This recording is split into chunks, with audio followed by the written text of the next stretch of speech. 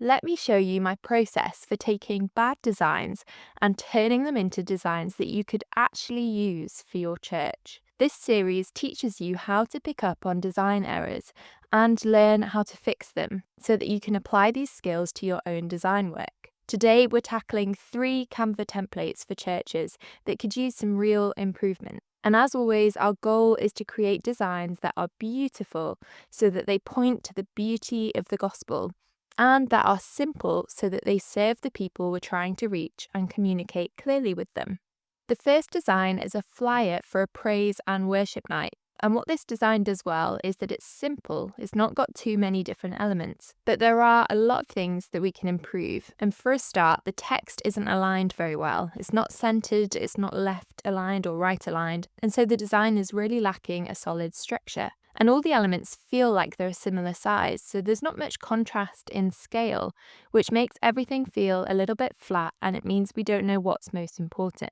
So let's fix it. And I don't think the font choices go very well together here. So I'm going to pick a new font and I'm going to make everything the same font. I'm then going to combine some of this text, and in general, text on a design should be gathered into small groups of information.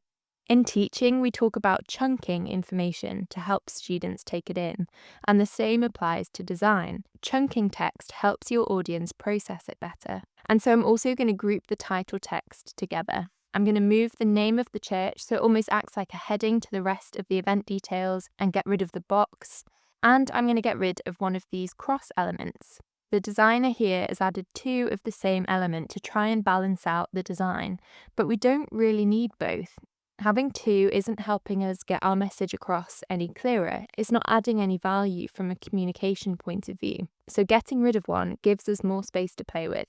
Let's adjust the title text so that it's more consistent, and I've made it the same size and weight but added italics and a pop of colour on the ampersand for a bit of visual interest. This is also the most important element since it tells you what the event is. I want it to be seen first, so I'll make it much larger and I'm going to place it actually at the bottom of the page. So let's balance out that large text by increasing the size of the cross element and putting that towards the top of the page.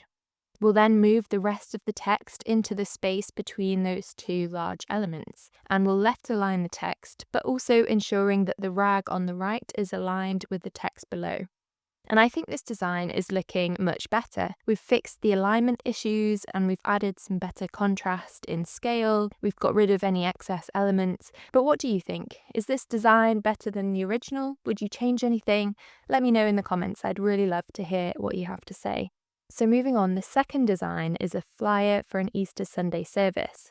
And what this does well is it's got a good text hierarchy with some elements that are bigger than others, and it helps us read those first. We know what's most important. But some things need improving, so the text is really hard to read on this background. I personally don't love this background image and it feels a bit cliche and generic, but I'm challenging myself in this video not to change the images, but to work with them. So let's see if I can make it better. So first, let's get rid of this dark overlay and border. All this is doing is making everything harder to see and it's adding clutter, so let's get it gone. Next, I'm going to change how the photo is used. So I'll zoom out and put it right down at the bottom of the page. And because the sky is pretty empty in the image, I can make it look like the image flows seamlessly into the background by adding a gradient. And to me, this just opens up the whole composition.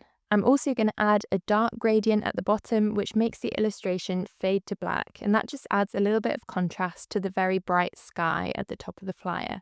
Let's move this text up into some space, and I'm going to recolor all of the text, and I'm going to use colors that are found in the photo because this helps tie the various elements together and it makes it feel cohesive. And now that we've got a little bit more space to play with, let's space out the text a bit better, making the word Easter bigger and just giving everything a bit more breathing room. And finally, the current fonts don't really work well together because there's no common thread tying them together. So I'm going to change the typefaces.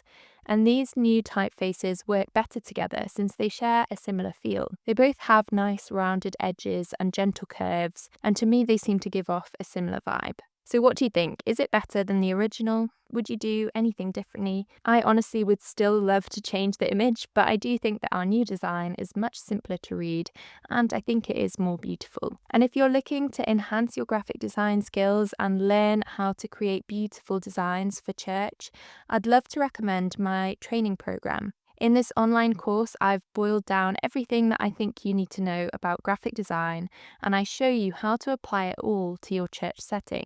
Lesson 1 is available for free, and if you'd like to check it out, I'll put a link to that in the description. And now the third design is an Instagram story, which is advertising a praise and worship service. And this also has a good text hierarchy, but I think there's just too much going on in this design. So I'm going to start by removing all of these excess elements.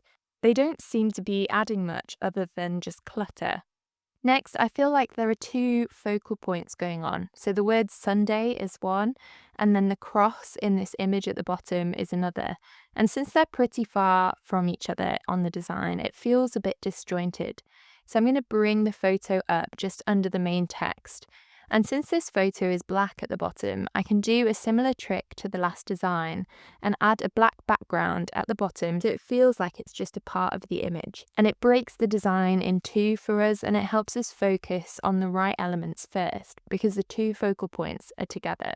So then looking at the typography, to me these fonts feel a little bit too bold for what is actually quite a delicate background image. So I'm going to change the font to something less bold and also get rid of all of the text effects. Let's add some hierarchy to the text at the bottom, and I've achieved this by adjusting the size of the different elements of text, as well as adding some italics and capitalization. And now if we look at the main text, the leading is much too wide, which means that the gaps between letters are too big. So let's bring them together for the word Sunday. And then I'm actually going to combine some of the text so that it reads praise and worship service, and I'm going to put that underneath the word Sunday. And to me, the colours in this image feel very nighttime, and I actually think that editing the colours will help add some contrast with the text. So I'm going to make the colours a little bit more abstract. So what do you think? Did I improve it? Would you have done anything differently? I'd really love to hear what you think in the comments.